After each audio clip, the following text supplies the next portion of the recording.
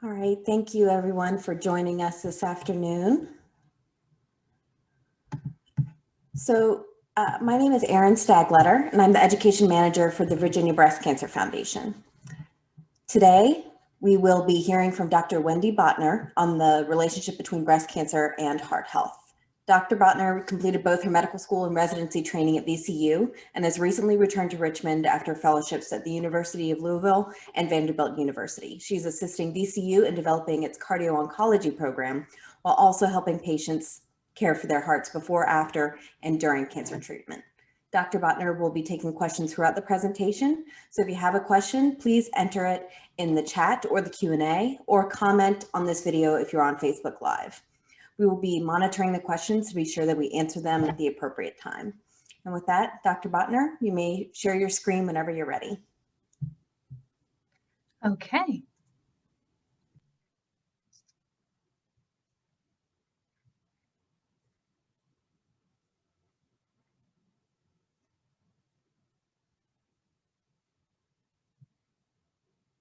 There we go. All right. Well, first, Erin, thank you for such a warm introduction and for this opportunity.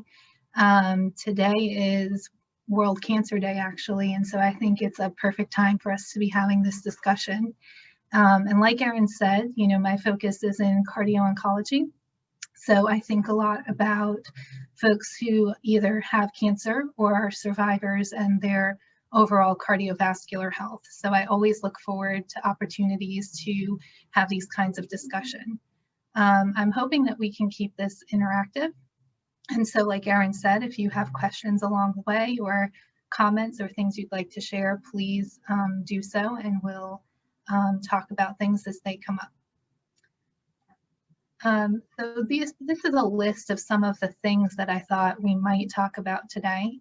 I thought first it might be worth discussing the link between breast cancer and heart health.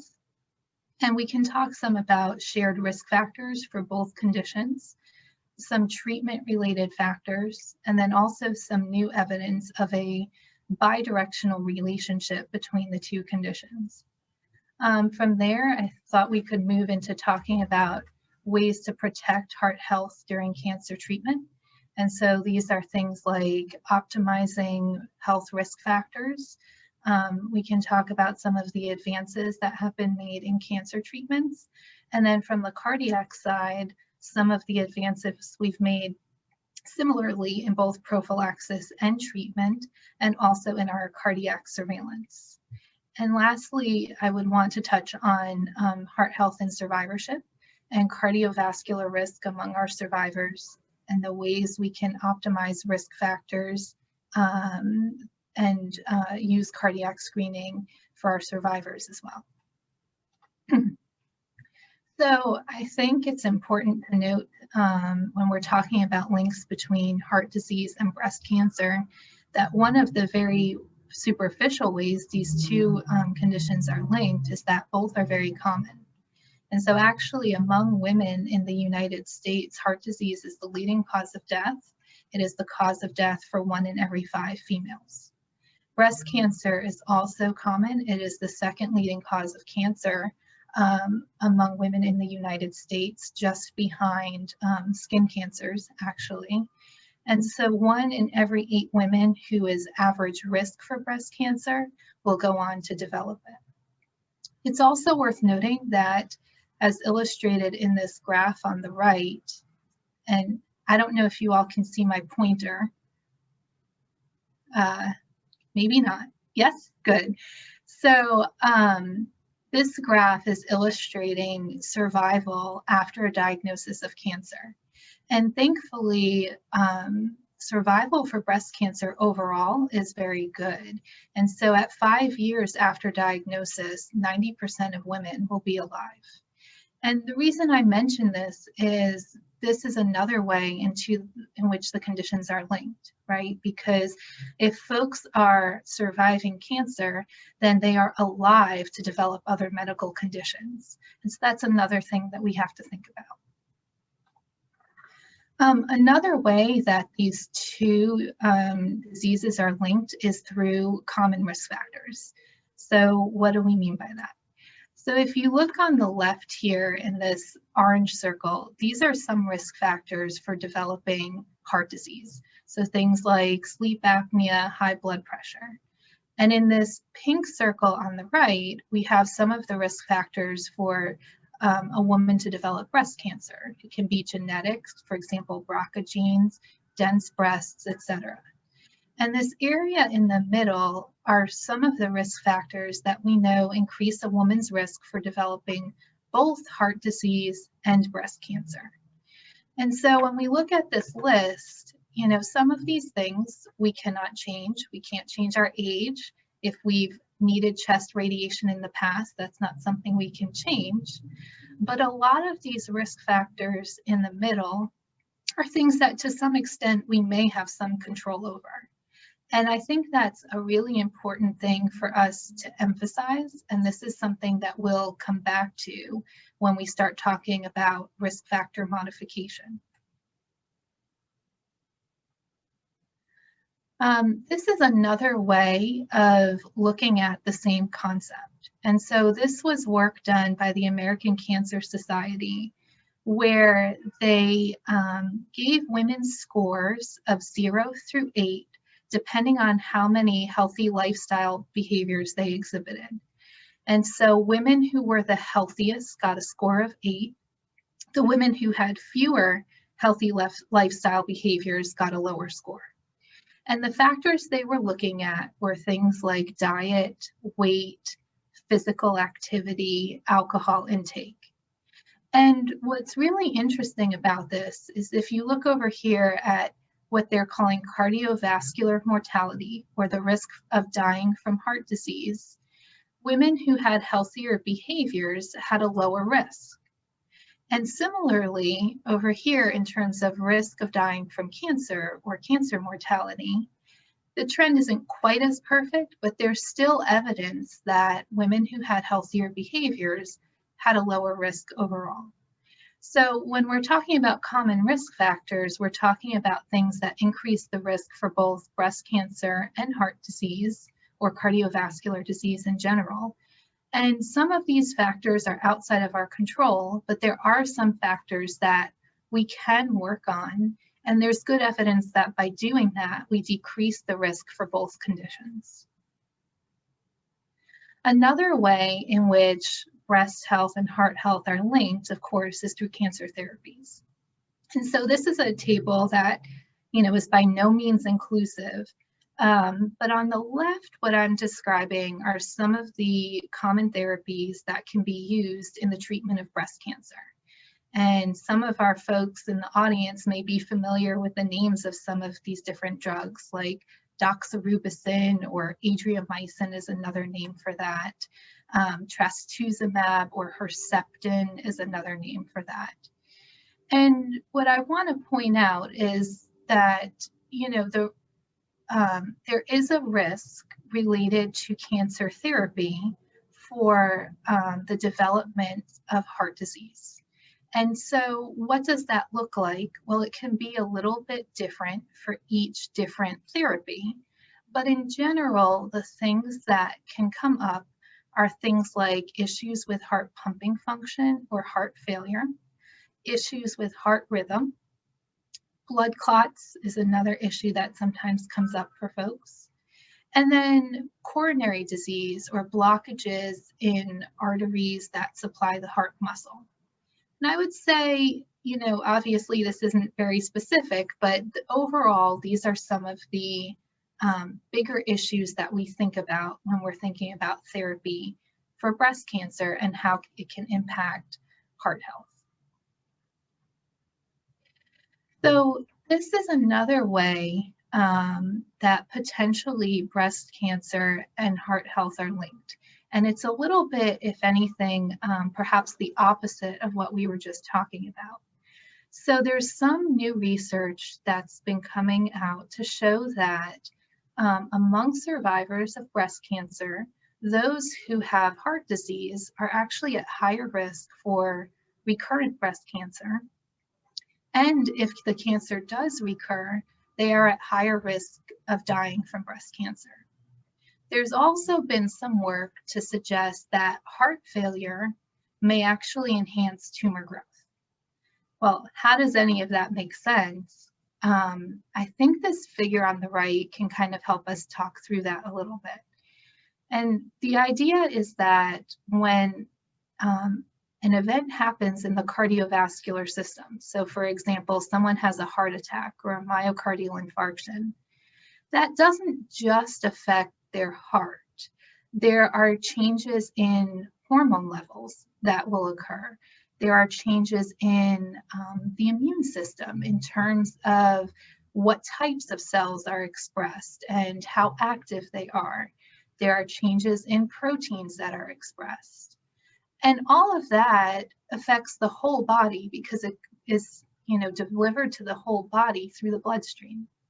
And so it's possible that changes that occur in the body because of an event like a heart attack can have an effect on other tissues. And so, for example, if after a heart attack, the immune system is changed, perhaps some of those cells, the immune cells that would normally surveil for and remove potentially cancerous cells from the body may be deactivated and therefore are not preventing the growth of tumors. And so this is another way, this is a very new area of research, but this is another way in which we think the two conditions may be linked.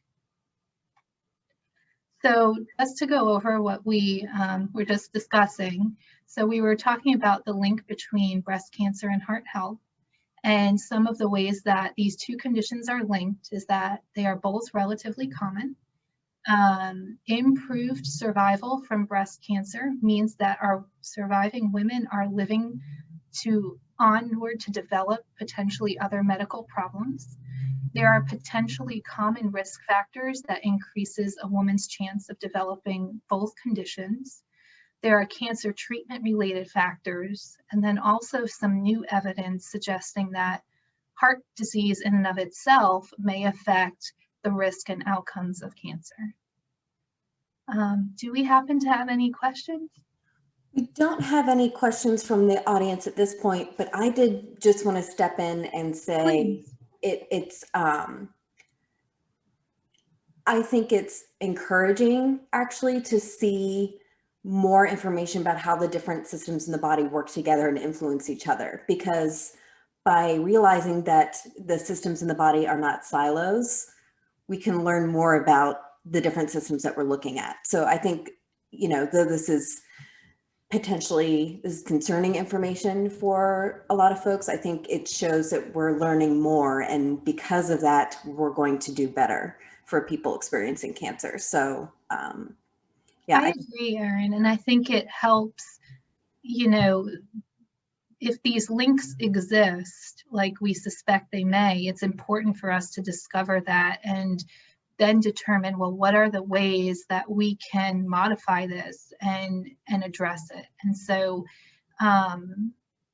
even though it certainly was surprising the first time I read about this, I think it's good that we as a community are actively investigating this and trying to understand, well, exactly what is the link and how do we improve outcomes.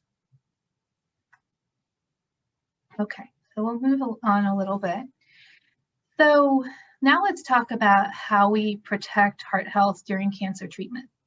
And in terms of this, the topics I'd like to touch on are risk factor identification and optimization. And this is a little bit similar, but slightly different than what we were talking about before, and I'll explain how. We'll talk about some advances in cancer treatment. From the cardiac side, methods we have for treatment and then also prophylaxis, and then some new advances that have come out in cardiac surveillance. So before we were talking about risk factors, but the risk factors we were talking about were slightly different. We were talking about risk factors that increased a woman's likelihood of developing both heart disease and breast cancer. Here, what we're talking about is risk factors that increase the likelihood that a woman with breast cancer who's undergoing treatment will develop heart disease. And so, as you can see, some of these things are similar, right? We had talked before about age, blood pressure, diabetes, cholesterol, but some of these things are a little bit different. And so things that we additionally consider are previous histories of heart problems. So did someone previously have heart failure? Did they have any leaky valves or valves that were too tight? Any blockages in heart arteries, rhythm issues? And then have they needed previous chemotherapy or radiation? And if so, what kind, what doses, what areas of the body? So for me, as a cardio-oncologist, when I meet patients, this is an example of the things that I'm thinking about. And it's very important to me to think about, well, what can I do to improve these factors? Meaning, if someone has high blood pressure, we are very aggressive about getting that under control. Same things for cholesterol, diabetes. If someone has heart failure, we're very aggressive about using medications and other therapies to make sure their heart is as healthy as it can be while they're getting treatment or going into treatment. We will look and see, are there heart blockages that either medicines or a procedure would help with? And that's kind of how we think about optimizing risk factors for someone who's undergoing therapy. Within the area of cancer therapy, there also have been improvements. And so I feel like one of the best examples actually come from our colleagues in radiation oncology. And this is an example of how things like positioning can make a big difference. So for example, this picture on the left is a woman who is lying on her stomach with, there's a hole in the table and her breast is suspended through the hole while she's getting her radiation therapy. And so this orange outline outlines her breast and the area that is going to be receiving radiation therapy. This gray circle up here is her heart. And you can imagine that by having her lay on her stomach and allowing gravity to pull her breast away from her chest wall, the amount of tissue in her chest wall and her heart that potentially would be exposed to the radiation therapy that she needs to treat her breast cancer is going to be much less than if she was in a different position. So that's one thing that radiation oncologists have been using. Over here, these two panels are another example of this, except in this case, this is when the woman is using a deep inspiration during therapy. So taking a nice big deep breath. And so these two pictures are of the same woman. She's lying on her back, and this area in orange is the breast that is receiving treatment with radiation therapy. And this area here, which is very faintly outlined in blue, is her heart. And you can see, it's not much, but there's a little bit of the heart that is beyond this orange line, meaning that there's the potential that part of her heart would get radiation exposure. This is the same lady where she's taken a nice big deep breath. And you can see that this orange line now is outside the border of her heart. And so by doing something as simple as a deep inspiration while she's getting treatment, the amount of radiation that potentially could affect her heart is dramatically reduced. So I'm no radiation oncologist, but I will mention that there are other techniques within that field that are also being used. And some of the things that our colleagues are working on is the type of energy that they use when they're delivering radiation therapy and also how they deliver it. And so traditional radiation therapy is thought to be photon-based, but our radiation oncologists are now looking at things like proton therapy. And then also, like I said, the way they deliver radiation. And so some of these techniques are where they modulate the radiation therapy intensity. Within the world of chemotherapies, we also have been looking at the potential to give medications alongside chemo that might be able to help protect people's hearts. And so an example of this is the medication desresoxine. And this is a medication that is thought to reduce DNA damage in healthy cells when they are exposed to a certain type of chemotherapy called anthracyclines. So like we were talking about before, that's the doxorubicin, adriamycin, that group of medications. And there's some evidence that this kind of plan where you administer the desresoxine at the same time that you're giving chemotherapy may actually reduce the incidence of heart failure pretty substantially, potentially even over 50%. But this isn't something that we're using in all our women with breast cancer. The reason for that is initially when this drug was first tried for this purpose, there was some concern that by using desresoxine, the risk for recurrent or secondary cancers was higher than in women who did not receive desresoxine, or people in general who did not receive desresoxine. And there's been a lot of research done. It seems that that initial concern may be unfounded, but it's still an area where we're trying to understand a little more. And I think that in particular may be one of the big reasons that this isn't used ubiquitously among all our women with breast cancer. There are some limited indications for using it, and periodically we have, but it's not prime time for everybody quite yet. Speaking of things that aren't exactly prime time and ubiquitous, but potentially on the horizon, I think it's worth having a chat also about immunotherapies.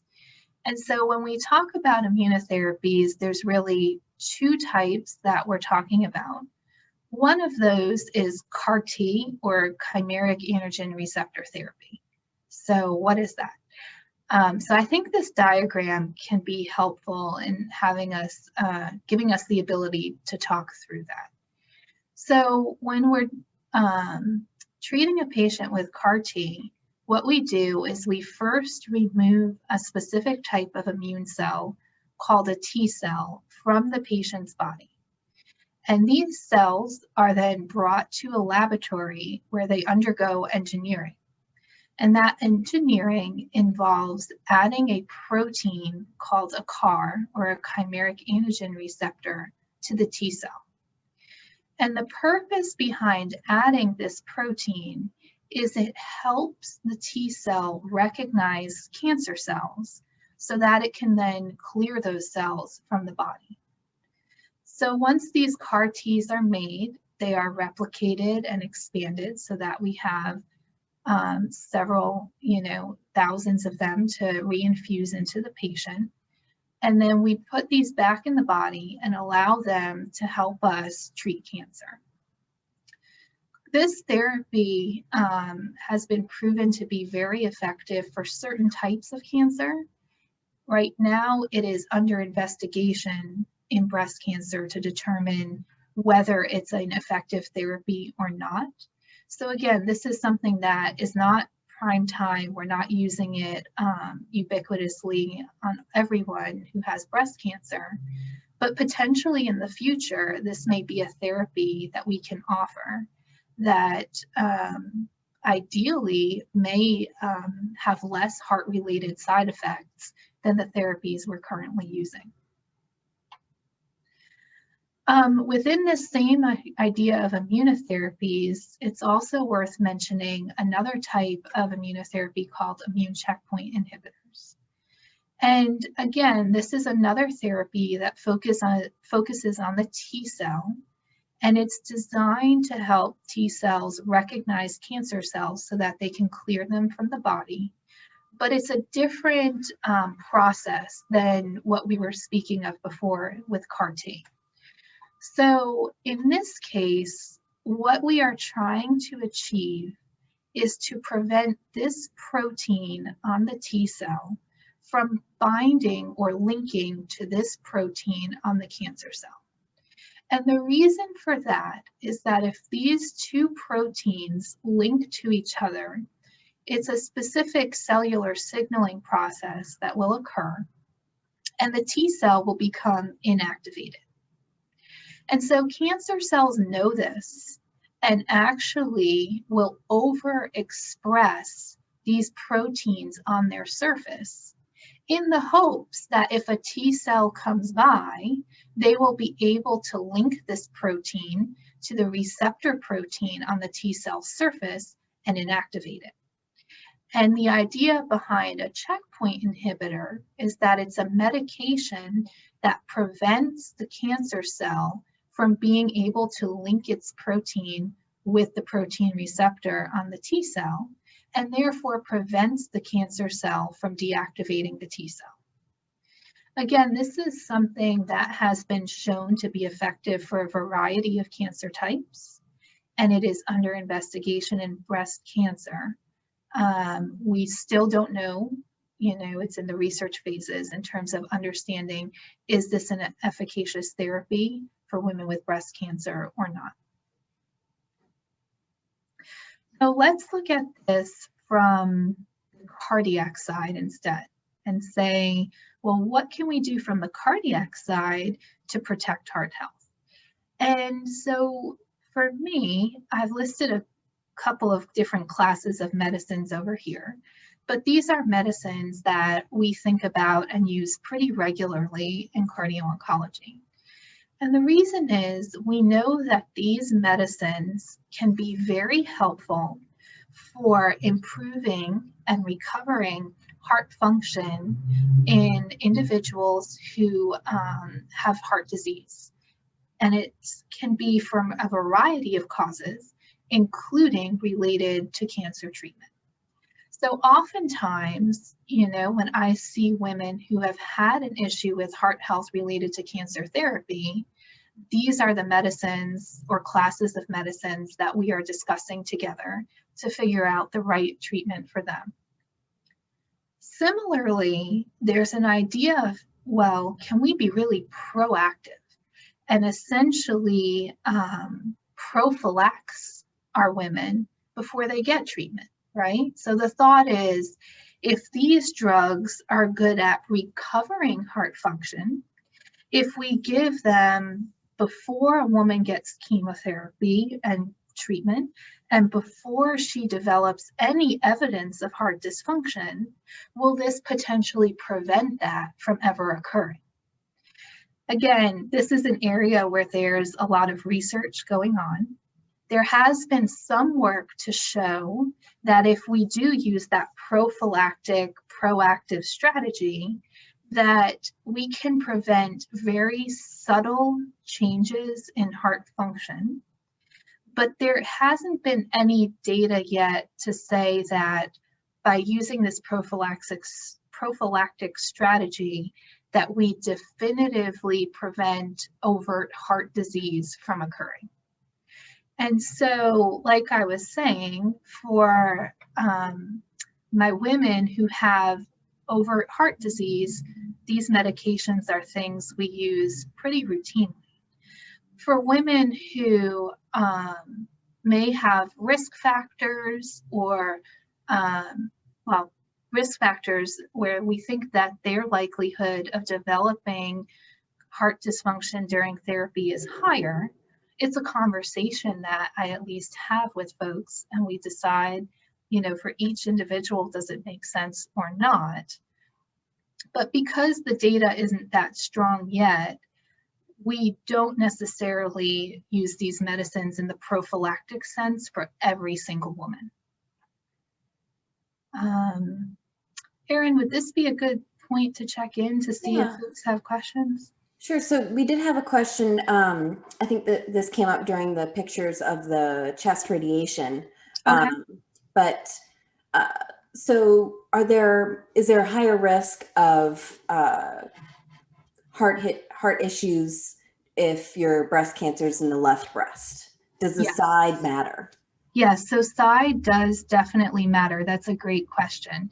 And the reason for that is, I don't know that any of these pictures show it perfectly, but if you think about, for example, in this right picture, if we draw a line with my cursor and split the body in about half, you can notice that this area right here, this gray area, is the heart. If I'm splitting this in half, more of the heart sits in the left half of the chest than in the right. And so it is absolutely true in general, a woman with a left-sided breast cancer who's receiving radiation therapy is at higher risk of having radiation exposure to her heart than a woman who is being treated for a right-sided breast cancer. Thank you. Okay. All right. So another thing that I really thought would be worth discussing is this concept of surveillance. And the principle behind this idea of cardiac surveillance is that if we catch cardiovascular disease at its earliest stages, that is when we have the best opportunity for our treatments to be as efficacious as possible and lead to the best outcomes possible. And so that is why we oftentimes will perform serial cardiac imaging with either echocardiography, MRI, in folks who we think are at high risk or potentially higher risk for developing heart-related issues with treatment. So to touch on this briefly, echocardiography, this is a technology that's been around for decades. It's the same ultrasound technology that we use, for example, in pregnant women when they get a scan of the baby. And so for decades, we've been using this. We just move our probe up to the chest and look to see what does someone's heart function look like, objectively with the eye. Or I guess that's subjectively. But when we do that, we are not necessarily measuring the earliest signs of heart dysfunction. We are measuring things that perhaps are later on that trajectory when disease is a little more advanced. And so this picture here is trying to show a newer technique that's been developed in the past few years for detecting very early subclinical, if you will, signs of heart dysfunction. So what we're doing in this picture is we're tracing the left ventricle, which is the bottom pumping chamber of the heart that pumps blood out to the body. And we trace it in a couple of different views, but these are all pictures of a person's left ventricle. And then we use sophisticated software to help us measure something called strain. And strain essentially is a measure of how the heart changes or deformation of the heart muscle with each beat of the heart. And we have found that this can be a very helpful predictor. So for example, before women undergo therapy, we can check their strain, and those who have normal strain are less likely to be at risk for developing heart disease with therapy than those who have abnormal strain to begin with.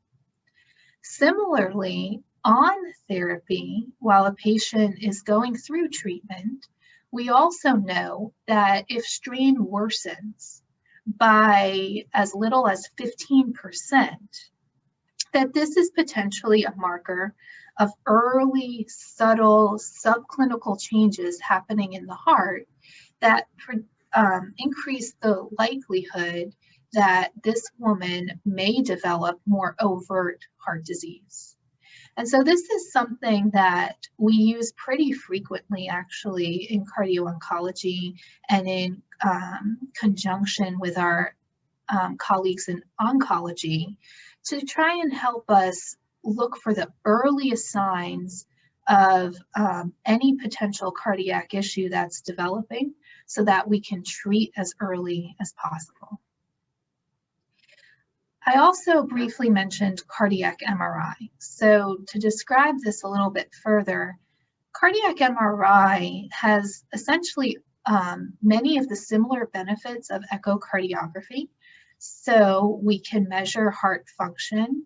We can do, the technique is different, but we can do strain analysis on MRI as well. But one thing that MRI has that other cardiac imaging modalities do not have is it gives us a little peek into what we would call tissue characterization. So what does that mean? So using different techniques, like for example, delayed gadolinium enhancement, parametric mapping, these are simply different imaging protocols that we can use during a cardiac MRI. But these protocols are very helpful because using them allows us to look for scar tissue in the heart. It allows us to look for areas of inflammation, areas of swelling.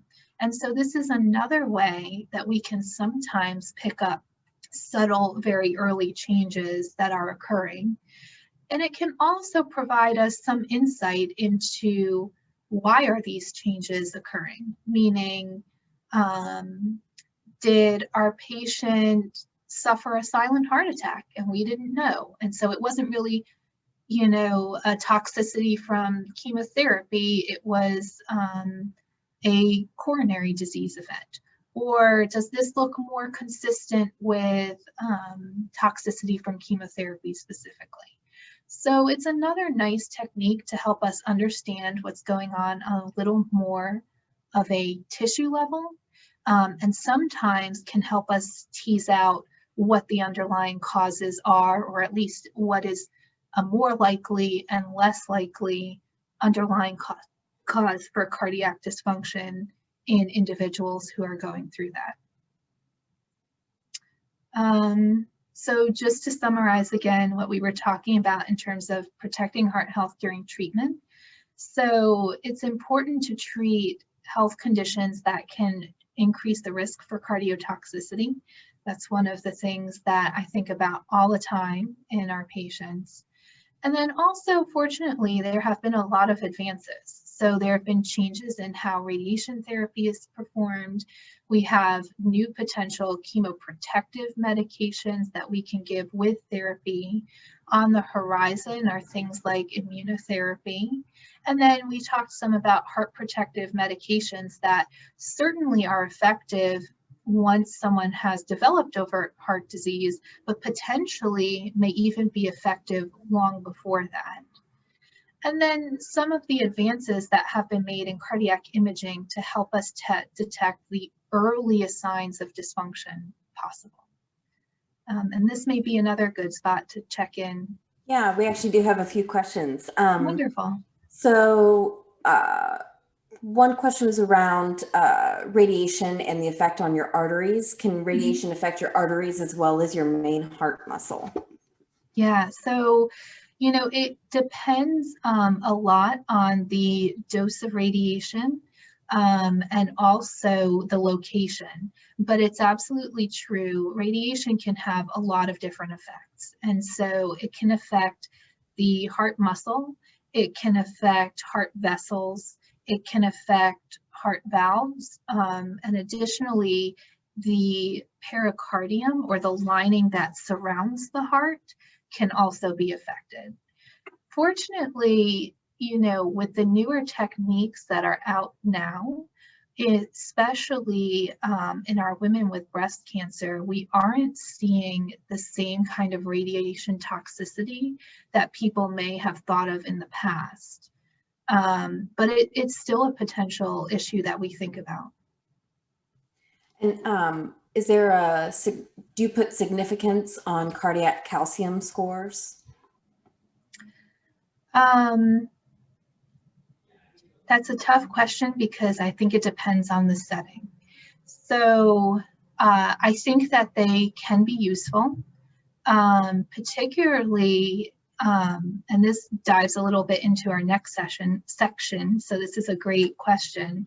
I think it can be helpful, for example, in survivorship. So, and how do I mean that? Well, you know, when we think about, for example, starting on someone on a cholesterol medication like a statin, there's kind of some guidelines for us as cardiologists in terms of who would benefit, who would not benefit. But one of the things that is rarely considered in those guidelines is the effect of cancer treatments, including radiation therapy. And so I think sometimes if, you know, a woman is potentially on the fence, or there aren't a lot of other risk factors, but, you know, she's had a history of substantial radiation to the chest, that something like a calcium score can be helpful in guiding us in terms of whether it's worthwhile to try a statin or whether maybe she doesn't need that medicine. And do have one more question. Yeah. So would you recommend that all women follow up with a cardiologist after breast cancer treatment? Ooh, well, I'm biased because I'm a cardiologist. So I think it depends a little bit on some of the risk factors that we were talking about. So for example, let's say that a woman had a lumpectomy and needed no further therapy whatsoever for her breast cancer. Well, you know, she should still be checking in with a physician about modifying her health in general, but does she necessarily have an increased cardiac risk because of her history of breast cancer? Not necessarily in the same way that we would think of some other women, right? And so that person probably does not need to see a cardiologist. I think certainly anyone, to go to the other extreme, who develops heart disease on therapy, whether they develop heart failure or valvular problems or something like that, yes, they should be checking in probably, you know, to give a rough idea, probably at least once a year to just kind of make sure that we're on top of everything and doing everything we can to optimize health. And then, you know, for the people in the middle, I think it kind of depends. I think it's always good to review, whether it's with a cardiologist or another type of physician, you know, in survivorship, what risk factors does a woman have, and what are the ways that we can modify those? I will say, depending on what therapies she received, we don't necessarily perform cardiac imaging, you know, serially every year or something like that. So in that middle category, it's a little bit hard to give a blanket recommendation, but I will say in terms of a somewhat blanket recommendation that following up with a medical provider to make sure that your health is as optimal as it can be is essential. Thanks. That's what I have for right now. Okay, so touching on what we were just discussing in terms of heart health and survivorship. I think what I'd like to do here is draw everyone's attention to this bar on the right, because this is where we're getting into, you know, long-term survivorship. So folks whose breast cancer diagnosis was more than 10 years ago. And this is a breakdown of different causes of mortality among these women. What you can see here, so this dark blue here is breast cancer. This green here is other cancers. And then this intermediate shade of blue is heart disease. So between cancers in general and heart disease, these are the two biggest risk factors for mortality in our survivors, particularly as they get further out from treatment. And so it is important, circling back to that very astute question that was asked, it is important to think about health and survivorship.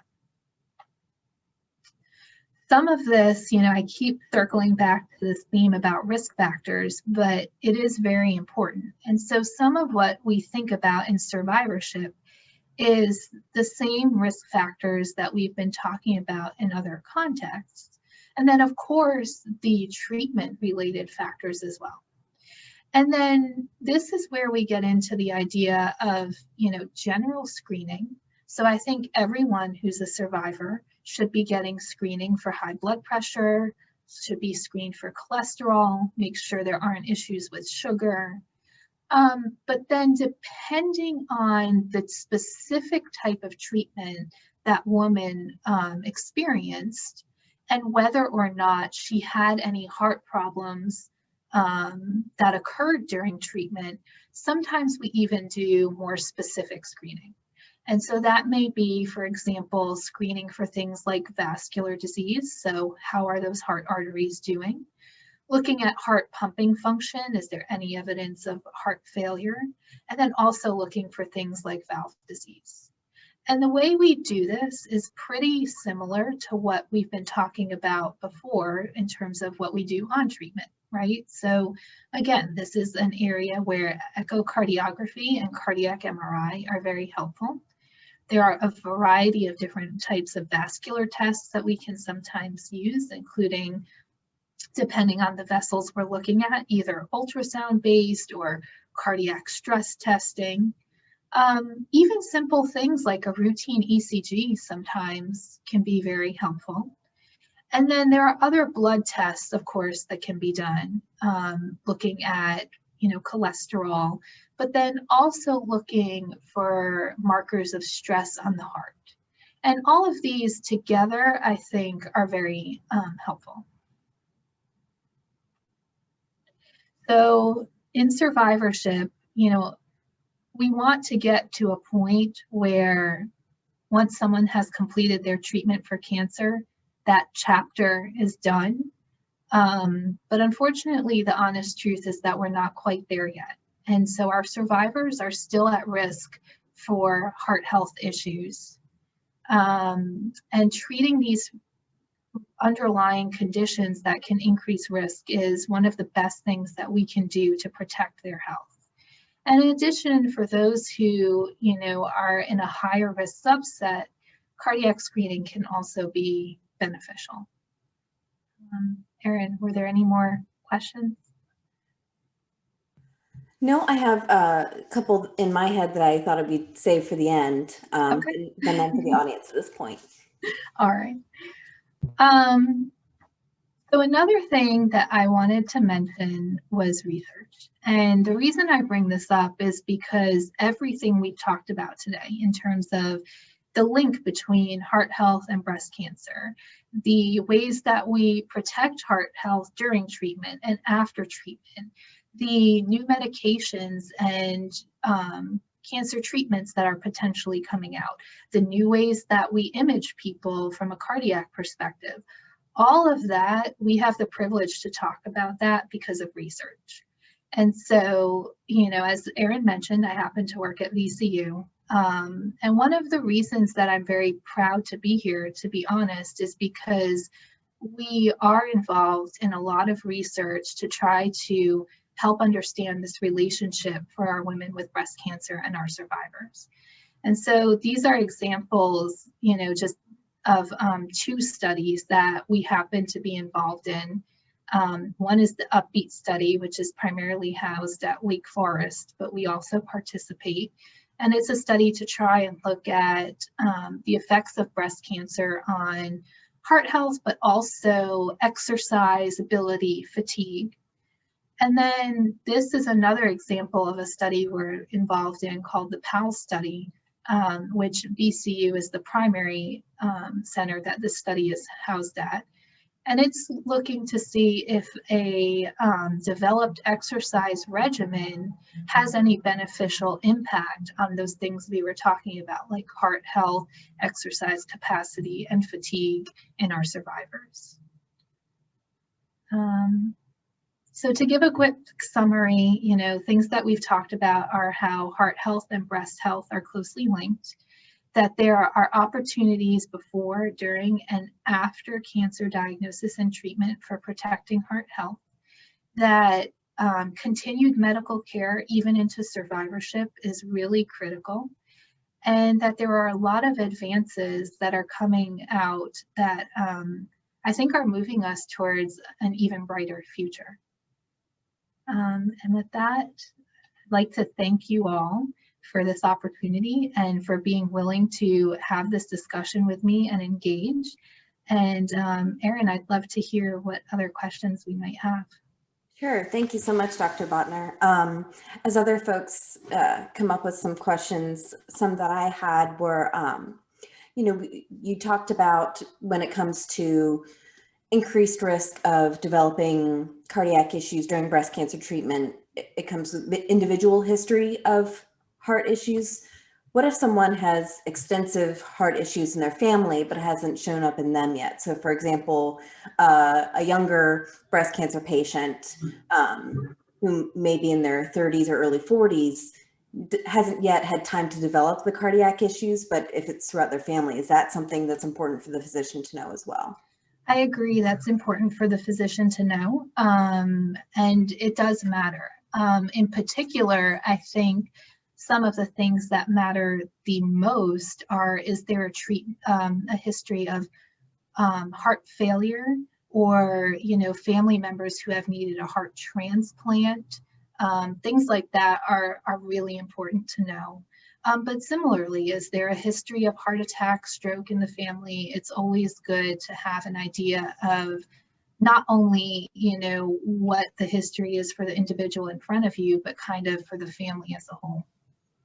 And thank you for that. And have another thought. In one of your previous slides, you had a little bit of a mention on proton therapy, and I know that's kind of an emerging space. So is there some research on that as to whether it might be better than traditional radiation, particularly when it comes to cardiac effect? What do you know about that?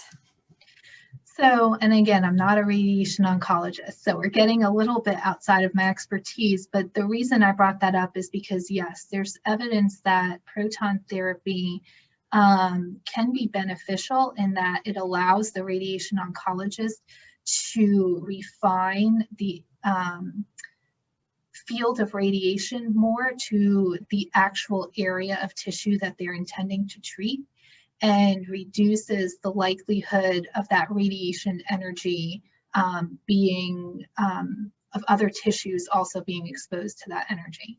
So that's the idea behind why proton therapy might be helpful. And another one connected to sharing the research that you all are involved with. I know from conversations with Massey that there's a commitment for VCU, maybe particularly at least with Massey, but to really focus on recruiting participants of color.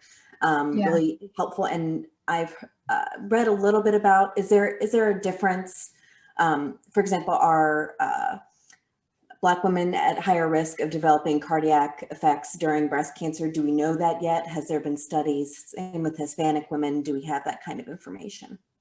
That's a great question. So we know that there are disparities in general. And so there's a big group at VCU that is looking at that in breast cancer and trying to understand, why is it that different racial and ethnic groups have different outcomes.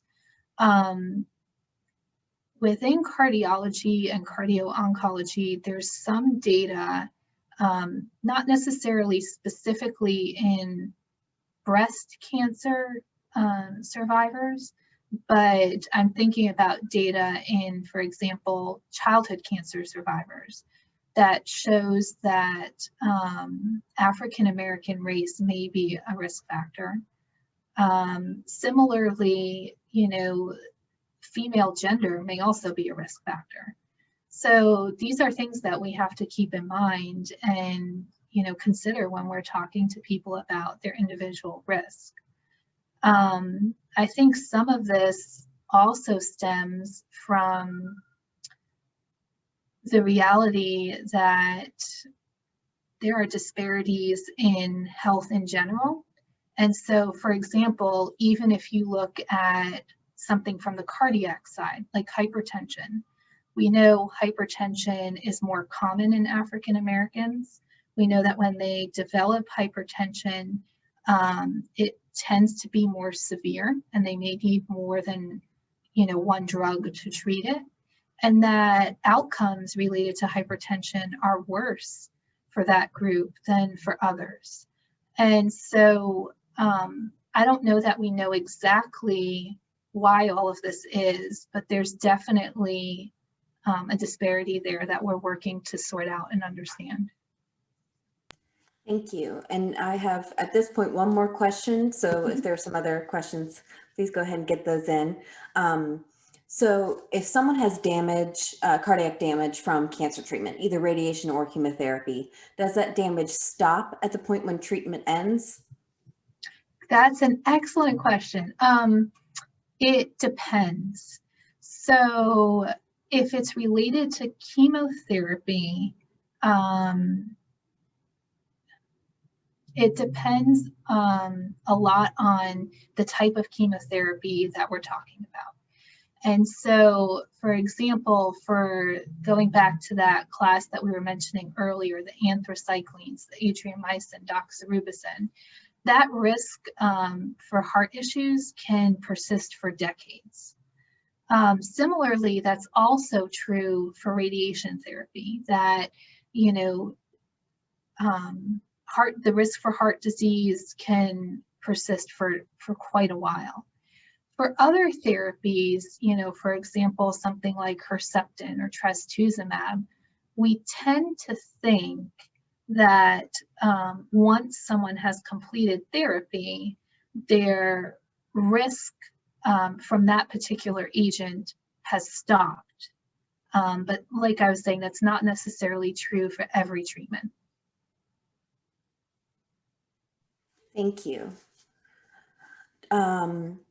Well, I do want to say that I don't know if you've seen them, Dr. Bottinor, in the Q&A, but we've had a couple comments of people saying like, oh, I need to make sure my cardiologist knows about my breast cancer history, or someone saying, yes, that's true. I have an appointment with my cardiologist tomorrow, so this is perfect timing. So, yes. So I want to say thank you so much, Dr. Bottinor, for your time. As a reminder for folks, if you missed any part of this webinar, it will be on our website in the coming days. So keep an eye out for that. So you'll be able to share it with folks that you know, or be able to take a look at it again to refresh some information. So thank you, Dr. Bottinor, for your time, and thank you to the audience for listening as well. Thank you all so much. I really appreciate the opportunity to do this, and I really enjoyed it. So thank you. Thank you.